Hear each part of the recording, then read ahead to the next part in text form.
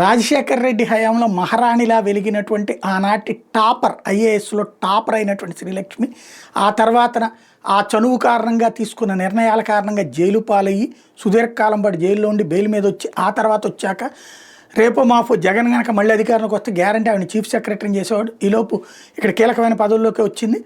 ఆ శ్రీలక్ష్మి ఏదైతే OMC Obulapuram mines కేసుకి సంబంధించి గాలి జనార్దన్ రెడ్డికి సంబంధించి ఫేవర్గా చేసింది అన్నటువంటి విషయంలో ఆమె మీద నమోదైన కేసులో ఆమెకి బెయిల్ ఇంతకుముందు ఇస్తే ఏదైతే ఆ పిటిషన్ ఆవిడ మీద కేసును కొట్టేసింది ఇంతకుముందు హైకోర్టు, తెలంగాణ హైకోర్టు.